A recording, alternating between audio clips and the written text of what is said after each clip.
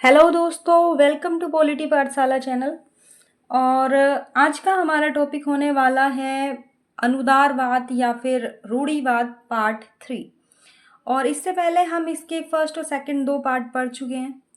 पहले पार्ट में हमने अनुदारवाद का मीनिंग समझा था कि अनुदारवाद का अर्थ क्या है और राजनीति में इसका किस तरीके से यूज़ किया जाता है।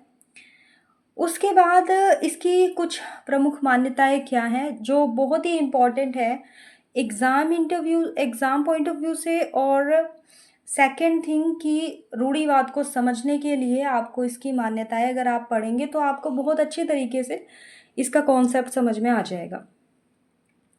उसके बाद हमने इसके जो पार्ट सेकंड रहा है उसमें हमने देखा कि किस तरीके से रूढ़िवाद का विकास होता है और इसके कुछ आधुनिक रूढ़िवादी जो हैं जो एग्ज़ाम्स में काफ़ी टाइम पूछे जाते हैं तो उनके बारे में हम पढ़ चुके हैं। और आज का जो हमारा पार्ट 3 रहने वाला है इसमें हम देखने वाले हैं समकालीन अनुदारवादी। तो समकालीन अनुदारवादियों में कौन कौन से ऐसे थिंकर आते हैं। तो इससे पहले आप इसको पढ़ने से पहले मैं आपको ये कहूँगी कि आप इसके पहले दो पार्ट ज़रूर देखें और फर्स्ट पार्ट तो ज़रूर आप देखें, क्योंकि जब तक आपको इसका कॉन्सेप्ट समझ में नहीं आएगा आपको ये आगे समझ में नहीं आएगा कि एक्चुअल में कह क्या रहे हैं या है क्या अनुदारवाद। तो समकालीन अनुदारवादियों में हम देखते हैं तो पहली बात तो आपको ये समझना चाहिए कि समकालीन अनुदारवादियों से मतलब क्या है। इससे पहले जो हमने आधुनिक अनुदारवादी पढ़े थे तो हम कुछ जैसे हम हिस्ट्री पढ़ते हैं ना, तो एक तो पुरानी हिस्ट्री दूसरी मॉडर्न हिस्ट्री, उस तरीके से आप समझ सकते हैं कि जो मॉडर्न थिंकर हैं इसके वो हैं आधुनिक थिंकर जो आज के टाइम के हैं, या जो आप कह सकते हैं समकालीन अनुदारवादियों के बाद जो थिंकर आए वो उनको आप कहेंगे मॉडर्न थिंकर।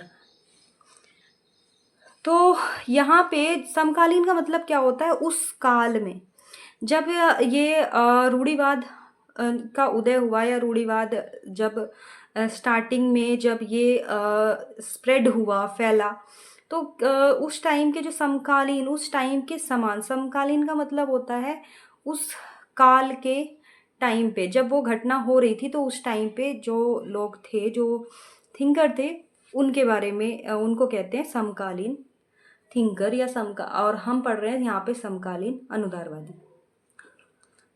तो इसमें जो फेमस है माइकल ऑक्सफोर्ड, इनका जो टाइम पीरियड रहा है वो 1901 से 1990 तक रहा है और ये थे ब्रिटेन के।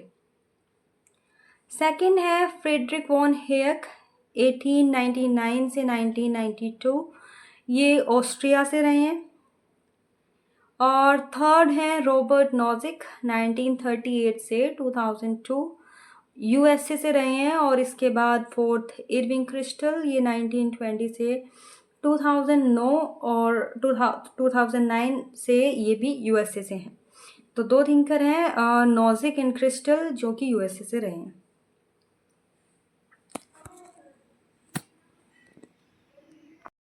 बात करते हैं यहाँ पे माइकल ऑक्सफोर्ड की। माइकल ऑक्सफोर्ड जो हैं ये समकालीन अनुदारवाद के प्रमुख नायक रहे हैं।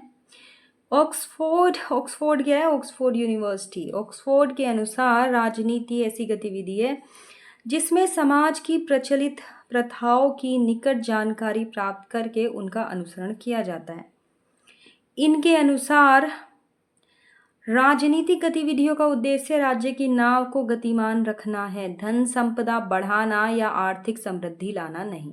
तो ये लोग जो है ना जो अनुदारवादी हैं ये क्या करते हैं, ये जैसे पूंजीवाद है पूंजीवाद को सपोर्ट करते हैं और ये नहीं चाहते कि जो पूंजी है या जो आर्थिक संपदा है, जो धन है संपत्ति है वो सबको बराबर बराबर बटे। ये मानते हैं कि जिसके पास जितना है, जिसने जितना कमाया है तो उसके पास उतना ही रहे। उसकी धन संपदा चाहे उसके पास कितनी भी है वो सरकार को नहीं छीननी चाहिए, वो सरकार को छीन के किसी और को नहीं देनी चाहिए, तो वो उसकी पर्सनल है। तो ये एक तरीके से आपको याद रखना है कि पूंजीवाद का या जो आपकी पर्सनल प्रॉपर्टी होती है उसको सपोर्ट करते हैं। ये सामाजिकता को यहाँ पे ये नहीं कहते कि समाज में सबको समान अधिकार मिलने चाहिए या समान संपत्ति होनी चाहिए, उस तरीके की बात ये नहीं करते हैं। आगे, राज्य की नाव का सुचारू संचालन तभी संभव है जब अदृश्य व उग्र परिवर्तनों की बजाय सुपरिचित व धीमे परिवर्तन किए जाएं। राजमर्मज्ञ का कार्य सबसे छोटी बुराई को चुनने की कला है। तो इनका ये जो है आपको इससे पहले पार्ट में हमने देखा था कि ये फ्रेंच रिवॉल्यूशन का विरोध करते हैं बहुत अच्छे से। फ्रेंच रिवॉल्यूशन, क्योंकि फ्रेंच रिवॉल्यूशन में क्या है, उग्र परिवर्तनों की डिमांड की गई थी। एक उग्र जो है क्रांति थी फ्रेंच रिवॉल्यूशन। तो उसका ये विरोध करते हैं कि जैसे जिस तरीके से फ्रेंच रिवॉल्यूशन हुई है, कि फ्रेंच रिवॉल्यूशन नहीं होनी चाहिए थी, वो इनकी रूढ़िवादी विचारधारा के अनुकूल नहीं है। तो ये चाहते हैं कि जो परिवर्तन है वो एकदम से नहीं कि तख्ता पलट हो जाए, या जो पुरानी प्रथाएं, पुराना सिस्टम जो चलता आ रहा है उसको एकदम से बदल दो। ये चाहते हैं कि धीरे धीरे धीरे धीरे परिवर्तन हो, एकदम से नहीं हो कि उग्र परिवर्तन हो और एक बार में ही पूरी सत्ता पलट जाए, पूरा तख्ता पलट जाए, जो सिस्टम है वो पूरी तरीके से पलट जाए। ये चाहते हैं धीरे धीरे परिवर्तन हो। नेक्स्ट हमारे थिंकर हैं फ्रेडरिक हेयक। ये अर्थशास्त्री और राजनीतिक दार्शनिक थे। व्यक्तिवाद और बाजारवाद में विश्वास रखने वाला हेयक समाजवाद और केन्सियन कल्याणकारी अर्थशास्त्र का कटु आलोचक था। तो ये लोग जो है समाजवाद का विरोध करते हैं। आपको कॉन्सेप्ट को अच्छे से समझना होगा कि ये किस चीज़ का विरोध करते हैं और किस चीज़ को सपोर्ट करते हैं। अगर समाजवाद का समर्थन करेंगे तो समाजवाद क्या कहता है, सभी को समान अधिकार, हर फील्ड में, चाहे कोई सा भी फील्ड हो, तो सबको हर फील्ड में समान अधिकार मिलने चाहिए, ये समाजवादी कहते हैं। पर हमने क्या पढ़ा है कि ये लोग समाजवादी सोच से परे हैं।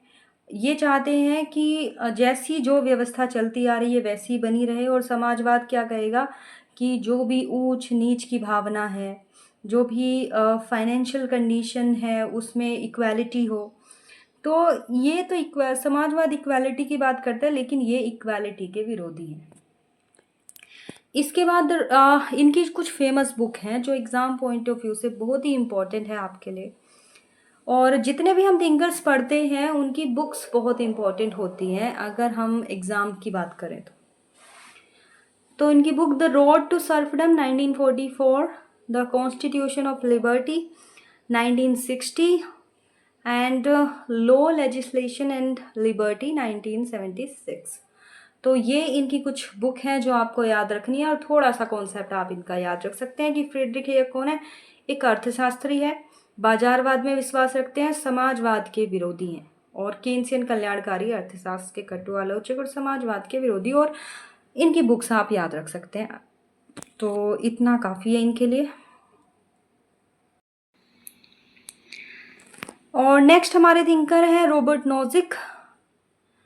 रॉबर्ट नोजिक ने रॉल्स के न्याय सिद्धांत के विरोध में अधिकार आधारित स्वेच्छातंत्रवाद का विकास किया है।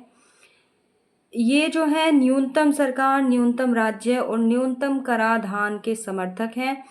नोजिक ने कल्याणकारी राज्य और पुनर्वितरणात्मक न्याय का विरोध किया है। इन्होंने न्याय का अधिकारिता सिद्धांत दिया है। तो एग्ज़ाम्स में काफ़ी टाइम इनका ये अधिकारिता सिद्धांत पूछा जाता है कि अधिकारिता सिद्धांत किसका है, तो नोजिक का है, याद रखना है। और ये क्या करते हैं, न्यूनतम राज्य के और न्यूनतम सरकार के समर्थक हैं। तो जितने भी आपको अनुदारवादी या रूढ़िवादी थिंकर्स मिलेंगे तो ये चाहते हैं कि न्यूनतम सरकार हो और न्यूनतम राज्य हो, मतलब राज्य की बहुत ज़्यादा जो है राज्य का कंट्रोल नहीं होना चाहिए।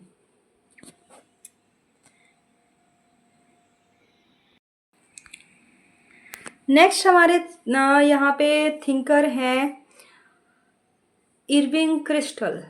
इरविंग क्रिस्टल जो हैं ये अमेरिकी पत्रकार और सामाजिक आलोचक। क्रिस्टल अमेरिकन नव रूढ़िवाद के प्रमुख नायक हैं। और इन्होंने समाजवाद और कल्याणवाद के अलावा उदारवादी राजनीतिकता और स्वतंत्रता की आलोचना की और बाजारवाद का समर्थन किया। तो आपने हर थिंकर के बारे में एक बात देखी होगी कि ये समाजवाद जैसी चीज़ों का विरोध करते हैं। तो यहाँ पे नव रूढ़िवाद के प्रमुख नायक आपसे पूछे जा सकते हैं, तो आप क्रिस्टल यहाँ पे कह सकते हैं। और हाँ, एक चीज़ और यहाँ पे माइकल ऑक्सफोर्ड की कुछ बुक हैं जो इम्पोर्टेंट हैं, जो छूट गई हैं, तो वो मैं आपको यहाँ पे एक बार और बता देती हूँ। बुक्स क्योंकि एग्ज़ाम पॉइंट ऑफ व्यू से बहुत इम्पोर्टेंट होती हैं, तो इसलिए बुक्स को तो आपने बहुत अच्छे से याद रखना है।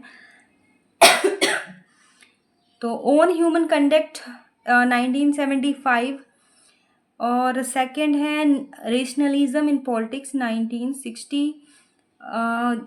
जितनी भी बुक्स हैं इन थिंकर्स की, चाहे वो समकालीन थिंकर्स हों या फिर आधुनिक थिंकर्स हों जो उदारवाद से रिलेटेड हैं, तो बुक्स को आपने स्पेशली याद रखना है और बाकी आप इनका कॉन्सेप्ट अपने दिमाग में रखिए।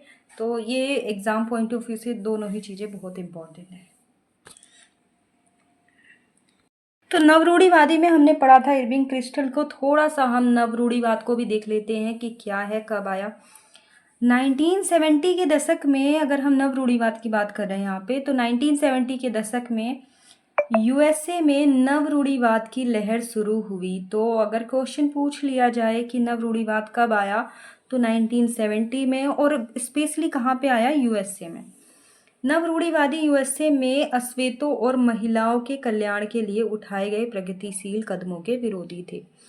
तो कुछ यहाँ पे हमें बातें क्या देखने को मिलती हैं कि एक नेगेटिव पॉइंट ऑफ व्यू है यहाँ पे रूढ़िवाद का, क्योंकि रूढ़िवाद क्या करता है, कुछ नेगेटिव चीज़ों को सपोर्ट करता है, जैसे कि पूंजीवादी व्यवस्था, अपनी पर्सनल प्रॉपर्टी, जो अपनी पर्सनल संपत्ति है उसको बनाए रखने की बात करता है, समाजवाद का विरोध करता है। और यहाँ पे भी नवरूढ़िवाद को भी हम देख रहे हैं कि यूएसए में अश्वेतों और महिलाओं के कल्याण के लिए जो कदम उठाए जा रहे थे, तो उसका भी ये विरोध कर रहे हैं। तो थोड़ा सा इसकी जो एक आइडियोलॉजी है वो कहीं ना कहीं नेगेटिव पर्सपेक्टिव में है, तो नेगेटिव बातों को सपोर्ट करती है, नेगेटिव चीज़ों को सपोर्ट करती है। तो यही होता है कि हमें कॉन्सेप्ट को अच्छे से समझना है कि ये किन किन चीज़ों का विरोध करता है, किन चीज़ों को सपोर्ट करता है। और बुक्स, ये तो रट्टा मार हैं, तो आपको बुक्स फैक्चुअल डेटा है जो आपको याद रखना पड़ता है, इसको तो याद ही करना पड़ेगा, इसका कोई की कॉन्सेप्ट नहीं है।